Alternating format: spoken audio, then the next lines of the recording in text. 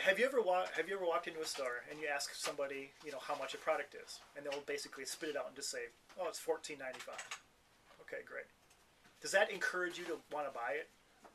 Has that employee, that person at that store, done anything to help you convince you to buy it? Absolutely not. Have you ever gone to a store and said, "Yeah, I'm thinking about getting a camera," and they show you some cameras and you tell them what you need, and they say something defective. Well, yeah, but this camera, you don't need something that fancy for what you do. All you need is just a basic thing. That's all you need.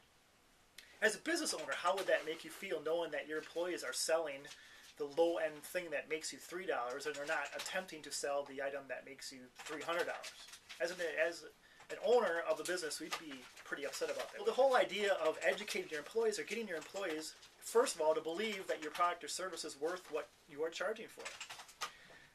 It is incredible to me of how many people that own a business have employees that truly don't understand this concept. And I'll use my golf course for an example.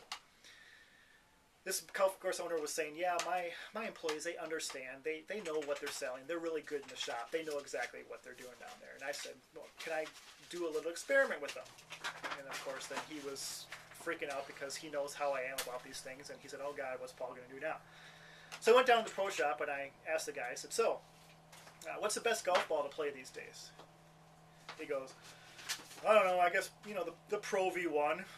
"Oh, cool. What's so good about it?" "I don't know. It spins more. Good distance. All the pros play it." "Oh, okay."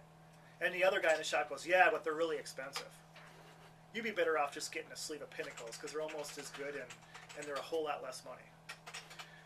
Well, I brought this to the attention of the golf course owner, and he just about had a coronary, and he began to understand why he was not selling stuff in the pro shop like he could. So the whole idea of getting the employees to, number one, believe that there is a benefit. If they truly don't believe there is a benefit to the product or service, they're never, ever going to get anybody to buy it. You can give them a script and say, every person that walks in the door, "I want you to sell them this product." Oh, they're going to go, "Yes, and I think it would be a good idea if you bought the X1437 model. It's really good. It has all these good features to it. It's only $495. Well, that's really going to convince somebody to buy that, right? And I have them do this by have your employees write it down. Write down the benefits to each product or service that your company does. And then ask them, what is so good about it? Get them to believe of what the benefits are. From there, it's a matter of, what, guys? I want all of our customers to know how good this stuff is. Go out there and have a conversation with them. Talk to them about how wonderful this stuff is. Talk to them about the benefits it will provide to them. And when you do that, your sales will go through the roof.